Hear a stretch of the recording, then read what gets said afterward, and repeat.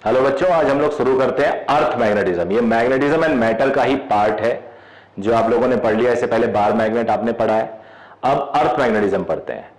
अर्थ का एक magnetic field होता है उसके सर्टेन एरियाज में। वैसे तो मैग्नेटिक फील्ड आपको नहीं देखा हुआ, कंटिन्यूअस लाइंस होती हैं, कभी खत्म नहीं होती, जाके जुड़ जाती हैं, लेकिन इसका स्ट्रेंथ वीक होता जाता है और कई बार इतना वीक हो जाता है कि हम इग्नोर कर देते हैं। बट अगर अर्थ के आसपास हाईली सेंसिटिव मैग्नेटिक नीडल्स लाई जाए तो डिफ्लेक्ट होने लगती हैं। एक बार मैग्नेट को तुम फ्रीली सस्पेंड करो तो उसका अलाइनमेंट एक पर्टिकुलर डायरेक्शन में होता है। तो ये सब कहीं ना कहीं रिप्रेजेंट करता है कि एक अर्थ का अपना मैग्नेटिज्म है, which is of very small level, but still it is. तो अब अर्थ का मैग्नेटिज्म अगर है तो किधर को है, डायरेक्शन क्या है उसके। तो अर्थ के बार मैग्नेट को अगर हम हैंग करें ऐसे धागे में बांध के, तो बार मैग्नेट हमेशा नॉर्थ और साउथ, अर्थ के नॉर्थ एंड साउथ की तरफ अलाइन कर जाता है। तो अब अगर अर्थ के नॉर्थ एंड साउथ की तरफ अलाइन करता है तो बार मैग्नेट का नॉर्थ किधर होता है और बार मैग्नेट का साउथ किधर होता है। बार मैग्नेट का जो नॉर्थ होता है वो अर्थ के ज्योग्राफिक नॉर्थ की तरफ होता है, और बार मैग्नेट का जो साउथ होता है अर्थ के साउथ की तरफ होता है। आप लोग अपने घर पे जो डायरेक्शन जानते हैं, north south east west, bar magnet को हैंग करो, जिधर नॉर्थ की तरफ जो टर्मिनल जाएगा उसे नॉर्थ पोल बोल देना, जो साउथ की तरफ जाएगा उसे साउथ पोल बोल देना।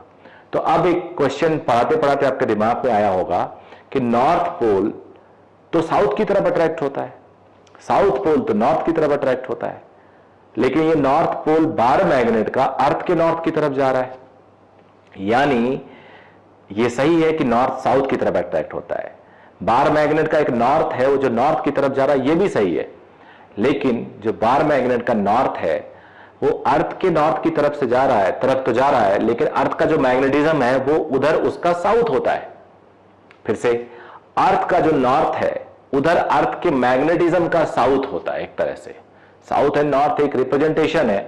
तो बार मैग्नेट का नॉर्थ साउथ की तरफ अट्रैक्ट होता अर्थ के, जो अर्थ के नॉर्थ की तरफ है। अब कंफ्यूज नहीं हो, आइए क्लियर करते हैं। ये अर्थ मैंने ड्रॉ कर दिया, ये अर्थ का ज्योग्राफिक नॉर्थ है और ये अर्थ का ज्योग्राफिक साउथ है। अब फिर डायग्राम मत देखो, फिर आ जाओ। अब जो डायरेक्शन अभी बताता हूं, अर्थ के नॉर्थ की तरफ अर्थ के मैग्नेटिज्म का साउथ होता है, ये याद कर लो। अर्थ के नॉर्थ की तरफ अर्थ के मैग्नेटिज्म का साउथ होता है, अर्थ के साउथ की तरफ अर्थ के मैग्नेटिज्म का नॉर्थ होता है। तो चलो ये होता है, अभी और डिस्कस करेंगे, क्लियर होगा। लेकिन अर्थ का मैग्नेटिज्म आया कहां से, अर्थ का ये मैग्नेटिज्म आया कहां से, इसके पीछे बड़ी थ्योरीज थे। सबसे पहले एज्यूम किया गया कि अर्थ के अंदर एक बड़ा सा बार मैग्नेट लेटा हुआ है, जिसका साउथ अर्थ के नॉर्थ की तरफ है, जिसका नॉर्थ अर्थ के साउथ की तरफ है। फिर बाद में जैसे जैसे नॉलेज बढ़ी लोगों को, तो लोगों ने कहा नहीं नहीं, अर्थ के अंदर तो मोल्टन मेटल है, एकदम सेंटर में बड़ा हार्ड सा कोर है, सॉलिड, तो बार मैग्नेट तो हो नहीं सकता।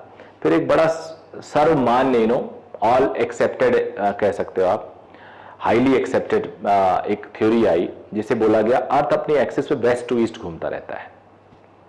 जब वो वेस्ट टू ईस्ट घूमता रहता है तो उसके इलेक्ट्रॉन भी घूमते रहेंगे और बाहर का एटमॉस्फेयर भी घूमता रहता है।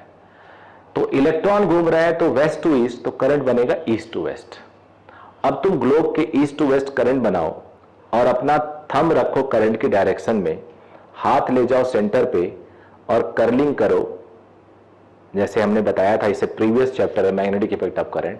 तो सेंटर से एक मैग्नेटिक लाइंस निकलती हुई दिखेंगी, that is the cause of earth magnetism, और उससे डायरेक्शन में एकदम क्लियर हो जाएगा। ये आपका होमवर्क रहेगा, मैं यहां थोड़ा सिंप्लीफाई कर देता हूं। तो अर्थ के अंदर हम लोग एक मैग्नेटिज्म होता है because of rotation of earth, molten metal rotate करते हैं, एटमॉस्फेयर रोटेट करते हैं। तो जो अर्थ के अंदर मैग्नेटिज्म डेवलप होता है वो exactly north and south direction में नहीं डेवलप होता, थोड़ा सा वो टिल्टेड होता है, 20-21 डिग्री टिल्टेड होता है। तो जो टिल्टेड होता है उस थीटा को हम एंगल ऑफ डेक्लिनेशन कहते हैं, मैं लिखवा दूंगा।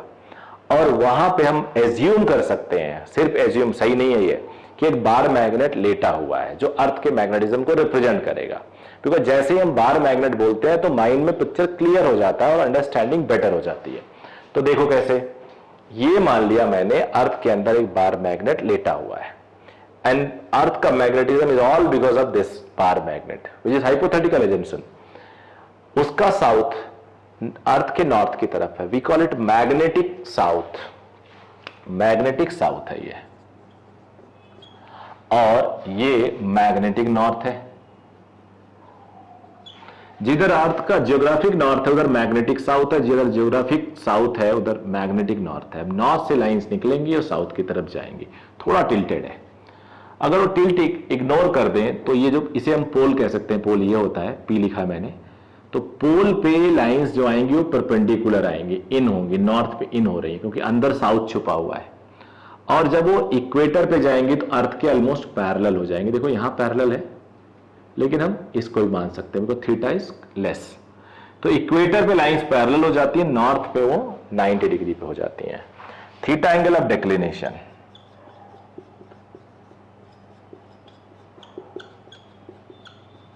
अब और समझते हैं जरा इसको।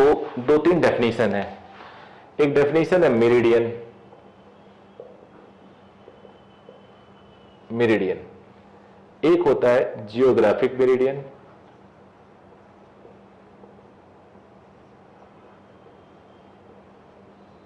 और एक होता है मैग्नेटिक मेरिडियन। अब ये मेरिडियन क्या है? It is an imaginary plane, an imaginary plane, एक प्लेन इमेजिन कर लो, वो मेरिडियन होता है। तो ज्योग्राफिक मेरिडियन होता है इमेजिनरी प्लेन, मैं लिखवा नहीं रहा हूं, आप लोग लिख लीजिएगा, imaginary plane which passes through geographic north and south.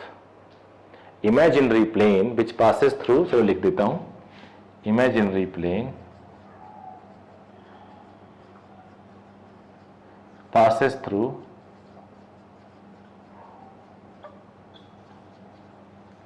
geographic north and south। ये क्या होगा बेटा? Magnetic meridian, imaginary plane passes through magnetic north and south. तो एक इमेजिनरी प्लेन हम लोगों ने मान लिया। अब मैं मैग्नेटिक मेरिडियन पे लेके कुछ आपको इसके लिए बता रहा हूं। मैंने एक प्लेन ड्रॉ किया, मैग्नेटिक मेरिडियन ड्रॉ किया, जहां एग्जैक्ट मैग्नेटिक फील्ड जहां से पास करता है, ऐसे एक प्लेन मान लिया और मैग्नेटिक नीडल ले गया। बेटा मैग्नेटिक नीडल क्या करता है? It will move in the direction of magnetic field. तो मान लो ऐसे टिल्टेड मैग्नेटिक फील्ड था, जैसे यहां पे देखो टिल्टेड है, यहां पे भी अर्थ के पैरेलल नहीं है। अगर हम ड्रॉ करें तो यहां पे अगर एक नीडल ले जाएं तो नीडल ऐसे रीडिंग देगा, ऐसे। अब हॉरिजॉन्टल लाइन ड्रॉ करोगे ऐसे, अर्थ के हॉरिजॉन्टल, मान लो तूने एक लाइन ड्रॉ किया ऐसे अर्थ के हॉरिजॉन्टल, तो ये देखो ये डिप है, ये डिप है। यहां पे देखो यहां नीडल ऐसा है, हॉरिजॉन्टल लाइन ये ड्रॉ करो तो विल फाइंड सम डिप, यहां पे थीटा कुछ डिप होगा, तो ये डिप ही है। डिप यानी डिप्रेशन, एंगल ऑफ डिप्रेशन। ये मैग्नेटिक मेरिडियन है।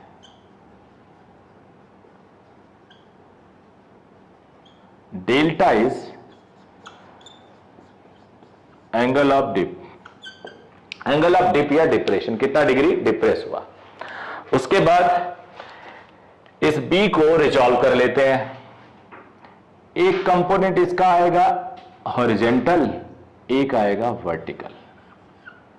इसे BH बोल देते हैं, इसे BV बोल देते हैं। BH is equal to B cos delta, BV is B sin delta.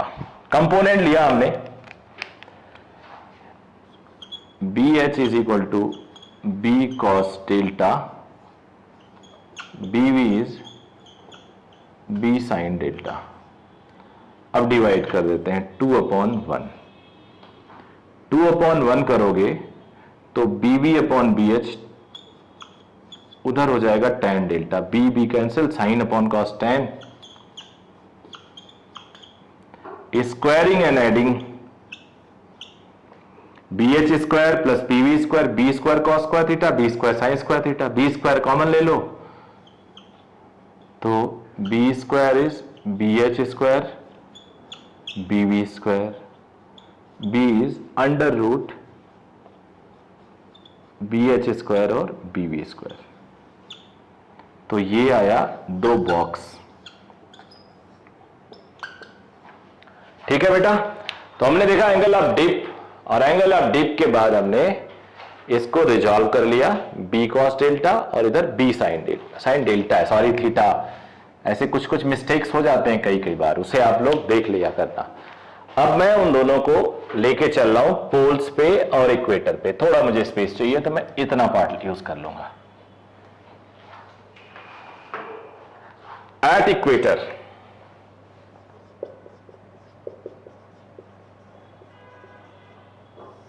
Equators पे क्या होता है, पैरेलल होता है, डिप 0 डिग्री होता है।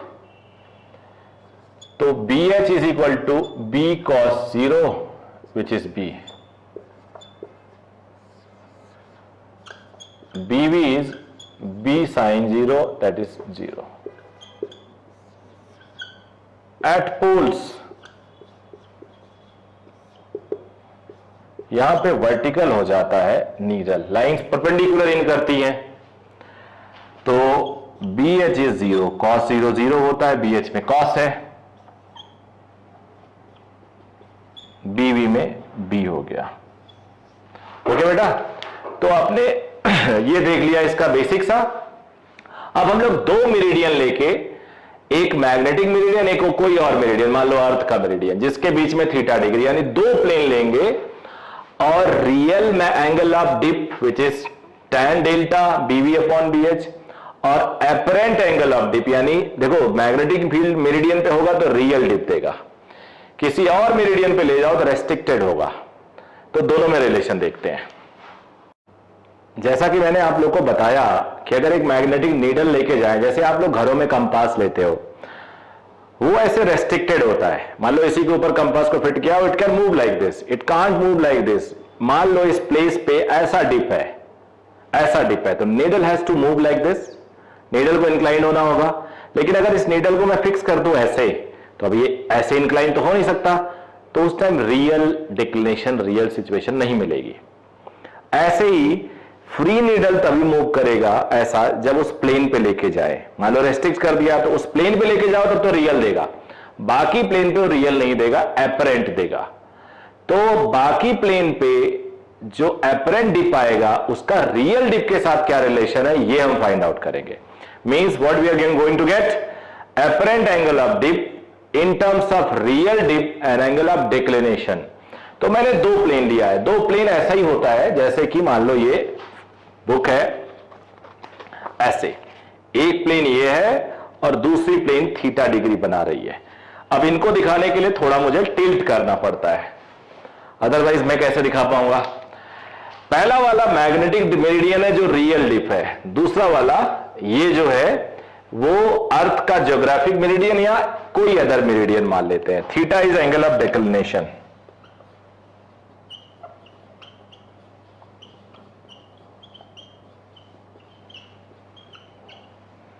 अब आपको पता है B H is B cos delta, B V is B sine delta, tan delta is B V upon B H, we know it. अब यहां पे अगर किसी भी मेरिडियन पे हम उसका हॉरिजेंटल कंपोनेंट निकाल लें और उसका वर्टिकल निकाल लें तो काम बन जाएगा। At new meridian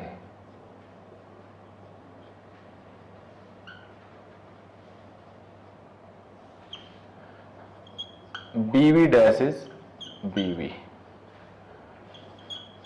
BH dash क्या आएगा, एक्चुअल B ये है, मुझे इस प्लेन B मतलब B या BH मुझे इस प्लेन पे चाहिए, तो इसी का तो एक कंपोनेंट जाएगा, मतलब ये रियल वैल्यू है, बाकी हर जगह इससे कम होगा। तो कंपोनेंट हमेशा एक्चुअल्स का कम होता है, बिकॉज कंपोनेंट में कॉस थीटा आता है या साइन थीटा आता है जो कम होता है। तो इसका BH का एक component BH cos theta.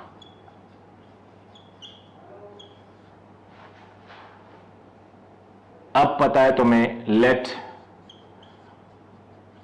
Apparent angle of dip, apparent angle of dip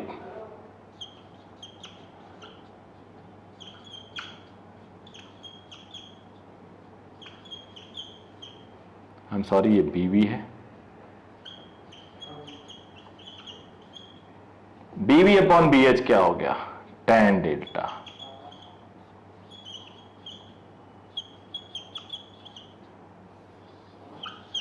ये फॉर्मूला आ गया apparent angle of dip. It's not real, apparent angle of dip.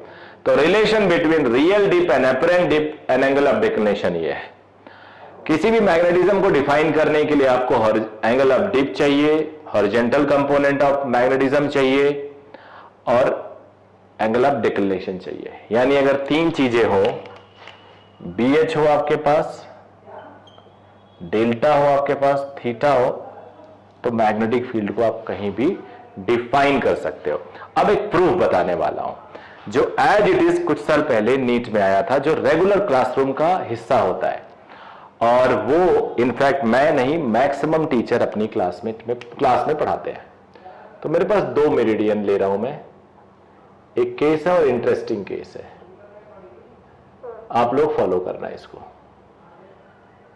एक प्लेन ये है, एक मेरिडियन ये है, और इन दोनों में खास बात क्या है कि आपस में ये 90 डिग्री पे है। यहां पे ये ऐसे, इसको मैं ड्रॉ कर देता हूं ऐसे, और ये मेरिडियन ऐसे है, दोनों 90 डिग्री पे है। ये मेरिडियन 1 और ये मेरिडियन 2, इसे 1 उसे 2 लिख देता हूं, ये 2। अब इनके बीच में मैग्नेटिक मेरिडियन,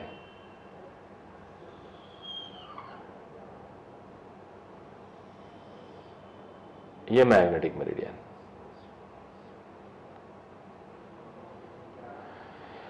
ये magnetic meridian, let me right it.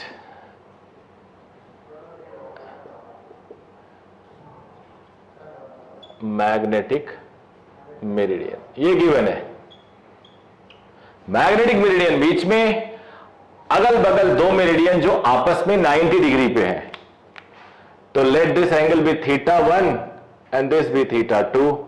It is given as θ1 plus θ2 is 90 degree. ठीक है बेटा, θ1 plus θ2 is 90 डिग्री। तो θ2 को मैं 90 माइनस θ1 लिख सकता हूं, जो भी मैं यूज करूंगा।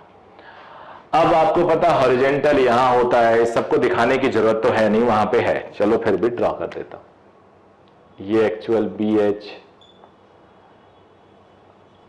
BV for meridian 1,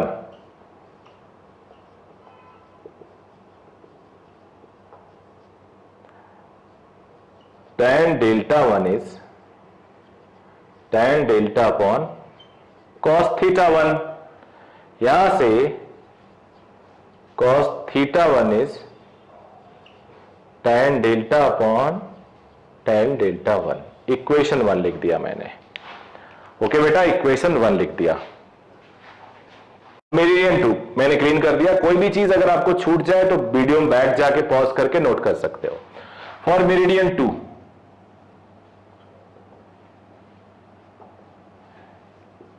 tan delta 2 is tan delta upon cos θ2।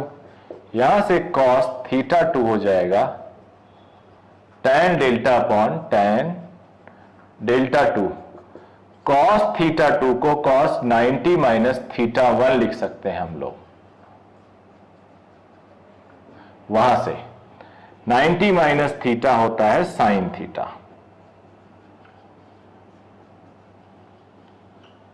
ये 2 था, आई एम सॉरी, 2 इक्वेशन। अब दोनों इक्वेशन को ऐड करते हैं, स्क्वायर करते हैं और ऐड कर देते हैं। तो sine square θ1 cos square θ1 tan square delta upon tan square delta 2 tan square delta upon tan square delta 1। ये हो गया 1। tan स्क्वायर डेल्टा कॉमन ले लो,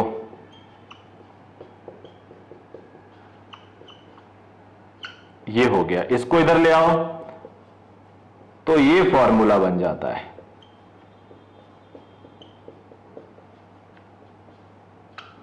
इसे आप कॉट स्क्वायर डेल्टा भी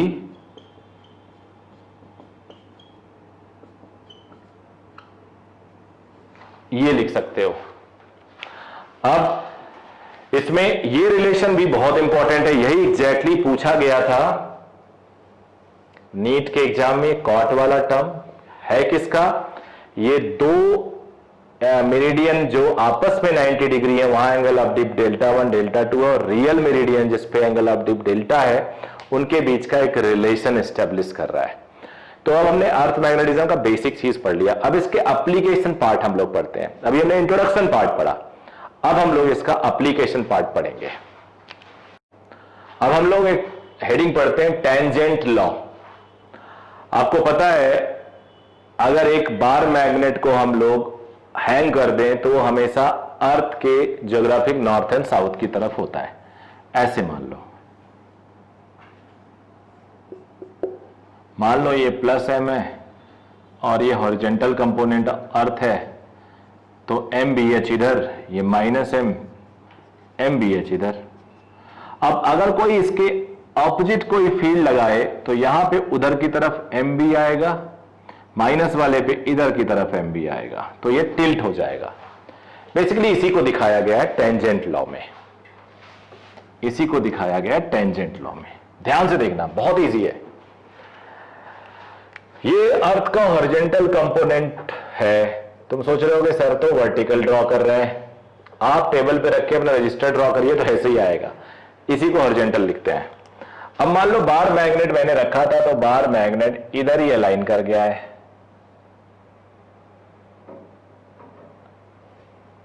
लेकिन एक एक्सटर्नल फील्ड दिया, एक्सटर्नल मैग्नेटिक फील्ड, इसकी वजह से बार मैग्नेट टिल्ट कर गया। रीजन क्या है टिल्ट करने का? क्योंकि वो भी एक फोर्स लगा रहा है, और तब तक ये मुड़ेगा जब तक इसका टॉर्क बैलेंस ना हो जाए। ऐसे मान लो horizontal component of earth magnetism से ये थीटा बना रहा है, सपोज। समझना आप, ये प्लस एम है, नॉर्थ है मान लो, तो एम इंटू बी ये प्लस एम, और यहां माइनस एम है, एम इंटू बी ये। अर्थ का हॉरिजॉन्टल कंपोनेंट से जो फोर्स लगेगा वो ये, और माइनस है तो उल्टी डायरेक्शन में ये। अब इसका लेंथ हम लोग 2l मान लेते हैं, ये 2l है। बहुत ही सिंपल सा क्वेश्चन है। ये थीटा है तो ये थीटा, 2l cos थीटा, और ये 2l साइन थीटा। ओके बेटा, अब ये इक्विलिब्रियम में रुकेगा। इन इक्विलिब्रियम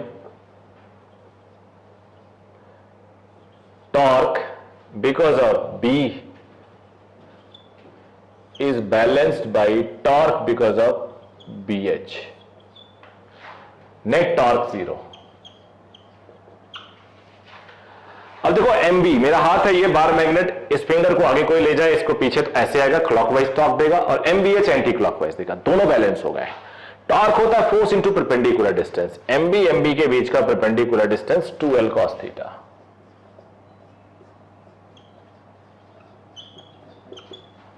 और वर्टिकल है MBH, इसके बीच का 2l साइन थीटा।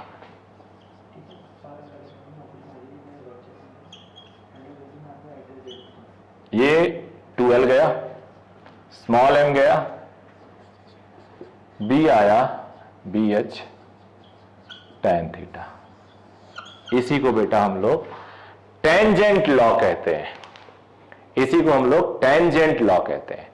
अब इस पे एक एप्लीकेशन है इसका, अच्छे से पढ़ लेना। B external B is equal to B H tan theta. Theta क्या है? नेट बी का नेट बी का यानी बार मैग्नेट का हॉरिजॉन्टल के साथ एंगल। अब एक छोटा सा हेडिंग है, टेंजेंट गैल्वेनोमीटर।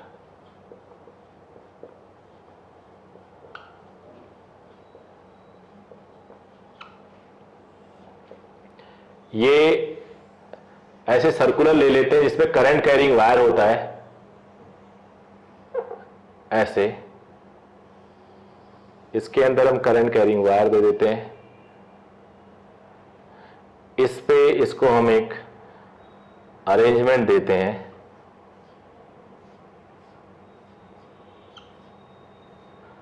इसको हम अर्थ के साथ या किसी टेबल पे या एनीवेयर इसको हम ऐसे सेटल करते हैं। यहां पे एक ऑन ऑफ स्विच होता है, नंबर ऑफ टर्न्स के स्विच होते हैं। नंबर ऑफ टर्न्स क्या है, इसके अंदर जो करंट कैरिंग वायर होता है बेटा, तो कितने वायर में करंट भेजना है, बेसिकली बी का इंक्रीज या डिक्रीज इसी वायर पे डिपेंड करता है, इसी वायर से मैनेज होता है। ज्यादा वायर में करंट दोगे तो बी स्ट्रांग हो जाएगा, कम में दोगे तो बी की वैल्यू कम हो जाएगी।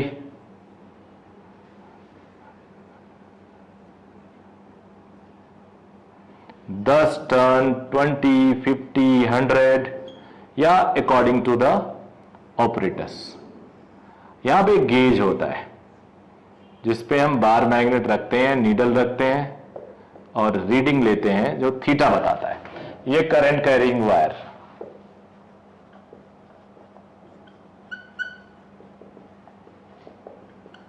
गेज मेजर करने के लिए, और पूरे को हम क्या बोलते हैं, टेंजेंट गैल्वेनोमीटर। थोड़ा स्पेस चाहिए मुझे, तो B is equal to BH tan theta मैं यूज करूंगा, यहां लिख देता हूं कैसे वर्क करता है। तो वर्क करना आप समझ गए हो। ये मान लो horizontal component of earth magnetism है, ऐसे मान लो horizontal component of earth magnetism है, इसका मैग्नेटिक फील्ड अंदर को होगा, तो दोनों 90 डिग्री पे है, तो बार मैग्नेट बीच में कहीं आएगा। गेज ड्रॉ कर देता हूं जो समझाएगा आपको। ये बार मैग्नेट है मान लो, पॉइंटर ये है, पॉइंटर 0 पे है यानी रीडिंग 0 है, 60 डिग्री 60 डिग्री, 60 60 60, 30 30 30 30। अब जब तुम एक्सटर्नल लगाओगे ऐसे, इधर को जैसे ये लगाया तुमने, ऊपर BH है, मैग्नेट देखो उधर ही है, इधर लगाओगे तो कहीं ये बार मैग्नेट मान लो 60 पे आ गया, तो पॉइंटर 30 यानी एक्चुअल रीडिंग 30 होगी। तो आप लोग इस तरह से रीडिंग लोगे इसका, ऐसा डिजाइन किया गया है। ये horizontal component of earth magnetism, external field, शुरू में हॉरिजॉन्टल की तरफ है ये बार मैग्नेट, बाद में टिल्ट करेगा, टिल्ट जितना करेगा पॉइंटर एग्जैक्ट बताएगा।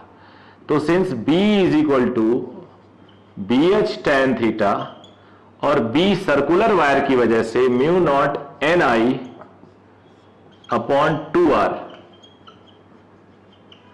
अब बेटा तुम्हें अगर फॉर्मूला याद है तो mu naught I upon 2R होता था सर्कल से, यहां N नंबर ऑफ टर्न्स है, N is number of turns, B is equal to BH tan theta.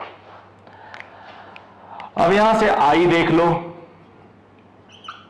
2R BH upon mu not N into tan theta, we call it K tan theta.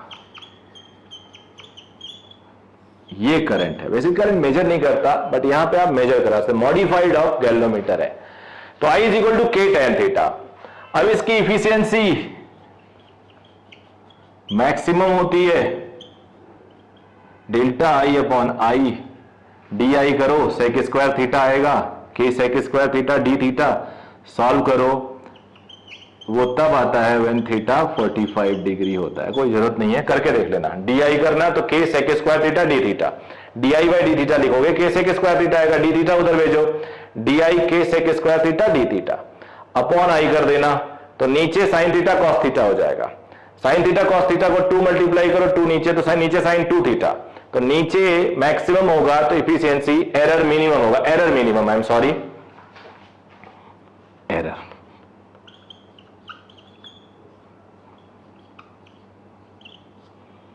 ये minimum तब होगा जब ये minimum हो और ये sign 2 theta आ जाता है 1, तो 2 थीटा 90, थीटा 45। तो ये आपका एक छोटा सा असाइनमेंट हो गया।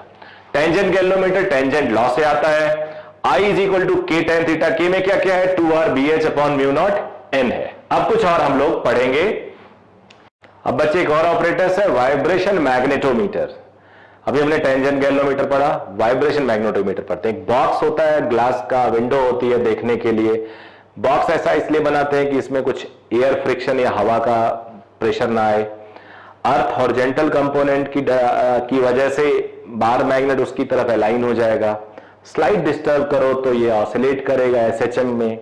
टाइम पीरियड आपको पता है 2 pi root I upon M into B, M magnetic moment होता है। अब मैग्नेटिक मोमेंट में पोल स्ट्रेंथ छुपा होता है, याद करो, magnetic moment is small m into 2l।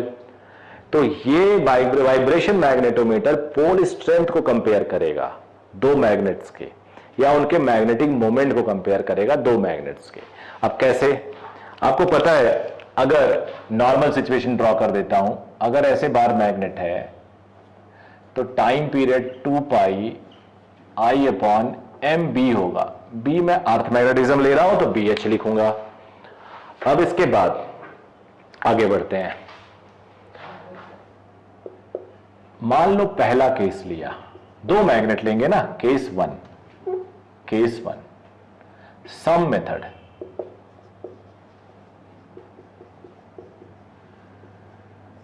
दो मैग्नेट का नॉर्थ और साउथ, नॉर्थ नॉर्थ के साथ, साउथ साउथ के साथ लिया।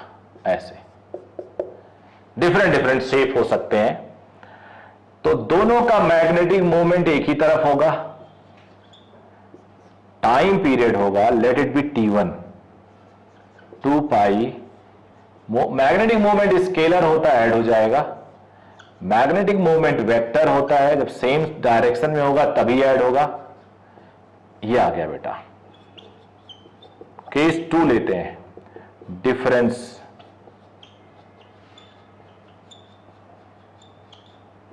डिफरेंस मेथड में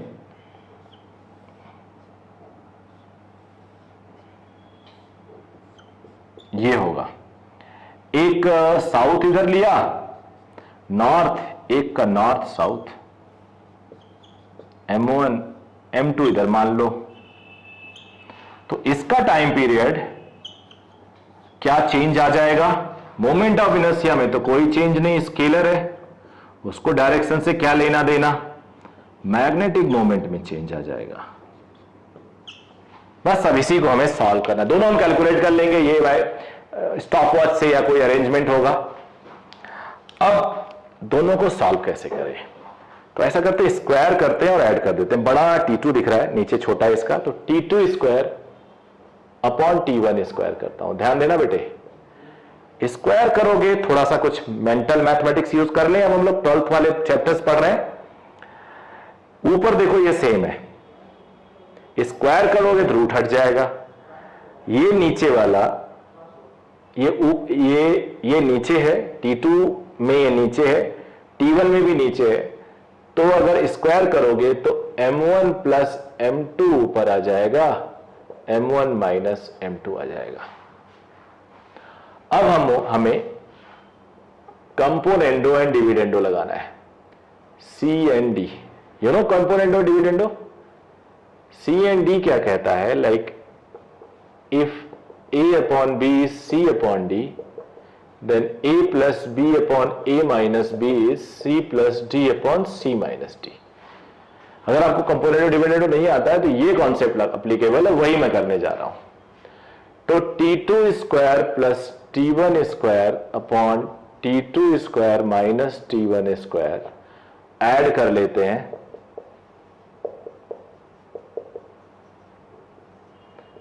M1 plus M2 minus, minus है तो ये वाला साइन बदल जाएगा, ये गया, ये गया इज इक्वल टू, देखो 2 मेरे दिमाग में चल रहा था, मैं 2 लिख दिया, is equal to 2m1 upon 2m2, ये गया। तो इसलिए अब m1 m2 में लिख देता हूं, चलो m1 है m1 into 2l, length same मान लेते हैं, ये तो दोनों का रेशियो पोल स्ट्रेंथ, अगर लेंथ सेम नहीं है तो भाई पूरा लिखना पड़ेगा आपको। तो m1 by m2 is small m1 by m2 is t2 square plus t1 square, t2 square minus t1 square. तो इस काम में यूज होता है वाइब्रेशन मैग्नेटोमीटर। दो ऑपरेटर्स आपने पढ़ा, टेंजेंट लॉ, फिर टेंजेंट गैल्वेनोमीटर और फिर वाइब्रेशन मैग्नेटोमीटर। एक सम मेथड देखा, दोनों का मैग्नेटिक मोमेंट सेम डायरेक्शन में है। डिफरेंस देखा, जब दोनों का मैग्नेटिक मोमेंट उल्टा है, इस बार टाइम पीरियड ज्यादा आ रहा है, इस बार कम। रेशियो निकाला और सॉल्व कर लिया। तो ये ऑपरेटर्स खत्म हुआ। अब एक दो चीज और बता रहा हूं मैं आपको, एक छोटा सा और तुम लोग को क्वेश्चन दे रहा हूं, थोड़ा टिपिकल कैटेगरी बनाने के लिए कई बार हल्का फुल्का अरेंजमेंट कर दिया जाता है। अर्थ मैग्नेटिज्म देखो, अर्थ का जो नॉर्थ है बेसिकली मैग्नेट का साउथ है, तुम लोग को पता है। तो लाइंस अर्थ की अंदर आएंगी नॉर्थ की तरफ और साउथ से निकलेंगी। मैंने एक सेंटर पे अर्थ के या सरफेस मान लो एक बार मैग्नेट रख दिया जिसका नॉर्थ अर्थ के नॉर्थ की तरफ है, जिसका साउथ अर्थ के साउथ की तरफ है। तो बार मैग्नेट का मैग्नेटिक मोमेंट ऊपर की तरफ हो गया। यहां पे अर्थ का साउथ ये है तो अर्थ का मैग्नेटिक मोमेंट नीचे की तरफ हो गया, यानी दोनों का मैग्नेटिक मोमेंट उल्टा है। अब इसके एक्सियल लाइन पे जाओगे, इक्वेटोरियल लाइन पे, इक्वेटोरियल पे आपको बार मैग्नेट का मैग्नेटिक मोमेंट अगर ऐसा है तो उल्टा मैग्नेटिक फील्ड देता है परपेंडिकुलर बाइसेक्टर पे, वो नीचे की तरफ आएगा और लाइंस ऊपर की तरफ आएंगी। तो गेट अ न्यूट्रल पॉइंट जहां दोनों बराबर हो जाएंगे। न्यूट्रल पॉइंट का मतलब जहां पे दो मैग्नेटिक फील्ड इक्वल हो जाए, इसलिए हिडन दिया मैंने न्यूट्रल पॉइंट। तो इक्वेटोरियल पे मान लो R1 पे न्यूट्रल पॉइंट आ रहा है, ऐसे भी फिर से देख लो, मैग्नेटिक फील्ड अर्थ का ऐसे जा रही है, सब लोग ध्यान से देखना, साउथ के अंदर नॉर्थ होता है मैग्नेट का, ऐसे जा रही है। तो ये जो ग्रीन वाला मैंने रिप्रेजेंट किया अर्थ का हॉरिजॉन्टल कंपोनेंट है यहां पे। अब ये बार मैग्नेट का मैग्नेटिक मोमेंट ऊपर है तो इक्वेटोरियल पे उल्टा मैग्नेटिक फील्ड देता है, तो ये न्यूट्रल पॉइंट मिलेगा। N1 को न्यूट्रल बोला बिकॉज N हमने नॉर्थ के लिए यूज किया है। एट इक्वेटोरियल पॉइंट, थोड़े न्यूमेरिकल के लिए, एट इक्वेटोरियल पॉइंट में N1 पे BH is equal to B perpendicular, B perpendicular mu not upon 4 pi m upon r cube. R1 distance दिया है तो R1 क्यूब। अब R1 क्यूब निकाल देते हैं।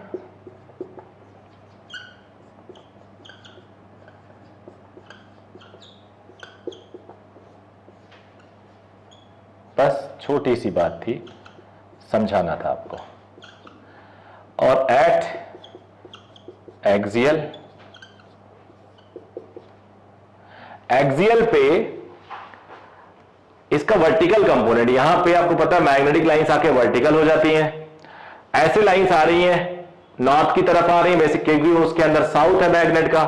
हमारा जो बार मैग्नेट है एक्सियल पे मैग्नेटिक मोमेंट की तरफ फील्ड देता है, तो दोनों तरफ वही है, R2 डिस्टेंस मान लिया मैंने, इधर भी मैग्नेटिक मोमेंट की तरफ फील्ड, तो बी पैरेलल किसके साथ काउंटर कर रहा है, वी वर्टिकल के साथ, अर्थ के वर्टिकल कंपोनेंट के साथ हमारा एक्सियल वाला काउंटर कर रहा है, वर्टिकल के साथ एक्सियल वाला काउंटर कर रहा है।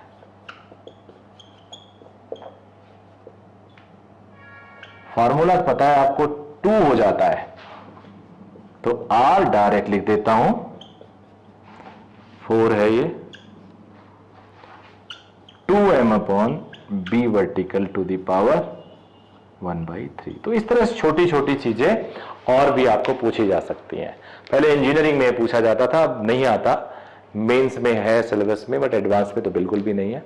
तो ये रहा हमारा मैग्नेटिज्म एंड मैटर में अर्थ मैग्नेटिज्म, आज हमने खत्म कर दिया है।